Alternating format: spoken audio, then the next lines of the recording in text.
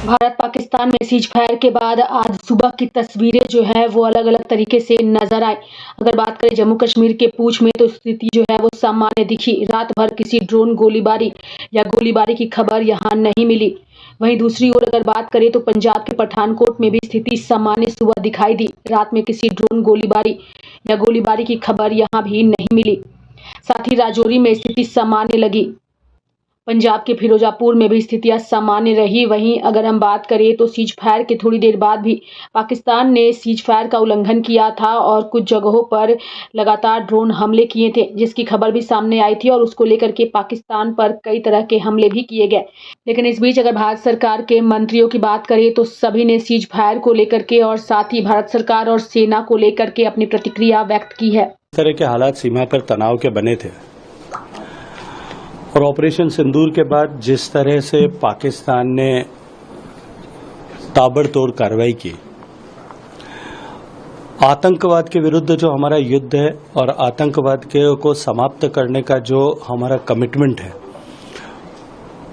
उससे 1% भी समझौता किए बिना भारत की सेनाओं ने मुंह तोड़ जवाब पाकिस्तान की हर नापाक हरकत का दिया।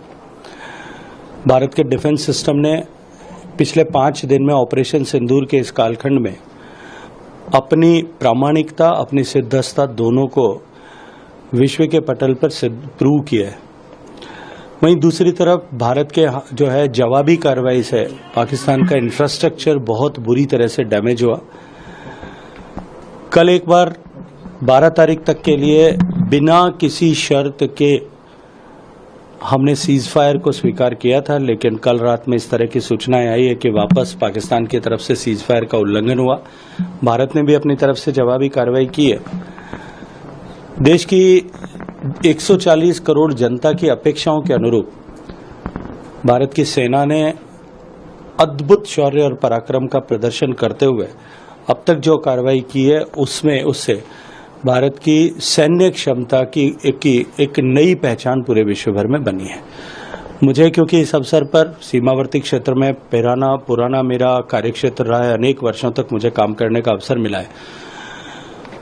समाज के लोगों के साथ में और प्रशासन के साथ में इस वर्तमान की परिस्थिति में जब सीमा पर तनाव है, तब लोगों के साथ मिलकर के एक बार सब विषयों को एक बार वापस नए सिरे से बुन लिया जाए, इस दृष्टिकोण से वहाँ सभी जिला मुख्यालयों पर रिव्यू मीटिंग्स की, सभी तैयारियों का जायजा लिया और उसके साथ साथ में सीमा जन कल्याण समिति और अन्य संगठन के लोगों के साथ में बातचीत की, आम जनता के साथ में बातचीत करके उनके हौसले को और अधिक बढ़ाने के लिए काम किया है। सर देखिए, ऐसा है कि बहुत से ऐसे देश हैं, अमेरिका, अरब अमीरात, ऐसे देश के प्रयास से इस तरह का सीज फायर की घोषणा की गई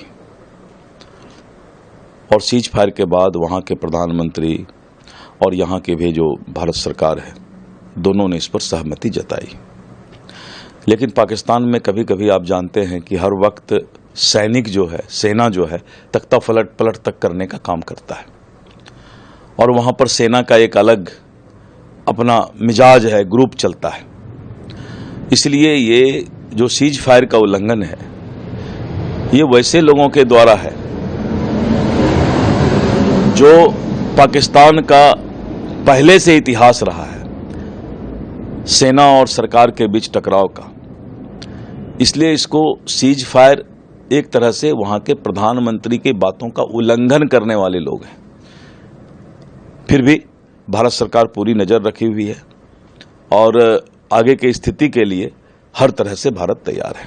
विदेश सचिव विक्रम मिश्री ने कहा है कि जिस तरीके से सीज फायर का उल्लंघन किया गया है, सैन्य बल को पूरी अनुमति है कि वो अपनी जवाबी का। हाँ, निश्चित रूप से अगर सीज फायर का उल्लंघन होगा तो भारत तब तो चुप नहीं बैठेगा, क्योंकि एक तरफ आप गिरगिरा रहे हैं कि हमारी आर्थिक स्थिति अच्छी नहीं है, इसलिए हम जो है ये लड़ाई नहीं लड़ना चाहते हैं, वार नहीं चाहते हैं, और दूसरी तरफ आपका सेना आपसे बेलगाम है, तो इसके लिए भारत भी तब उसका जवाब देगा।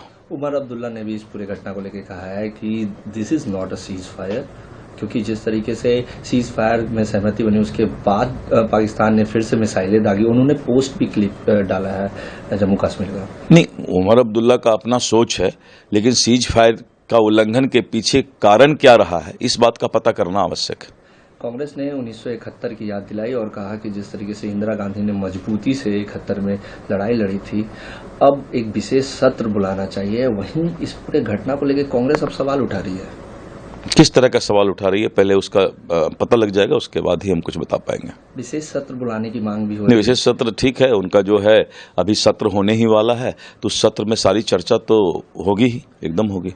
तेजस्वी यादव ने भी पीएम से आग्रह किया है कि सेम करीब करीब सभी लोग एक ही बात बोल रहे हैं कि संसद को बुला करके और इस पर चर्चा करके जो है सेना को हम लोग हौसला अफजाई करें, उसको बहादुरी के लिए संसद जो है एक ये पास करे संसद में, यही सब लोगों का कहना है। और अभी सत्र होने वाला है और उस सत्र में निश्चित रूप से हम अपने सेना के हौसला अफजाई करेंगे। आतंकवादी का विरोध लड़ रहे हैं।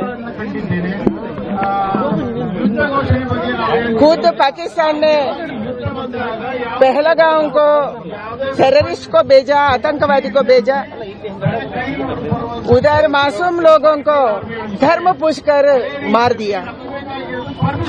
उसको रिटेलिएट करने का काम भारत सरकार ने किया है, हमारे फौजियों ने किया है। आज देश के साथ हम सब खड़े होना है, हम सब देश के साथ खड़े हैं, ऐसा संदेश इधर से जाना है। ऐसे काम हम कर रहे हैं। आज बैटरायनपुरा में, विद्यारण्यपुरा का ये धरती में सब लोग इकट्ठा होकर हम देश के साथ है, हम सरकार के साथ है, हम फौजियों के साथ है। आप आगे बढ़िए, हम आपके पीछे हैं। आपका ख्याल, आपका परिवार का ख्याल हम इधर रखेंगे, आप देश का बॉर्डर का ख्याल रखें। ऐसे ही एक संदेश देने का काम आज हम विद्यारण्यपुरा से, कर्नाटक से कर रहे हैं। मैम, सीज फायर हो गया, क्या यकीन करे पाकिस्तान पे, क्योंकि 3 घंटे के बाद वायलेशन हुआ। पाकिस्तान तो एक विश्वसनीय देश नहीं है, वो बार बार साबित किया है। वो कभी भी उसको उल्लंघन कर सकते हैं और कुछ भी कर सकते हैं।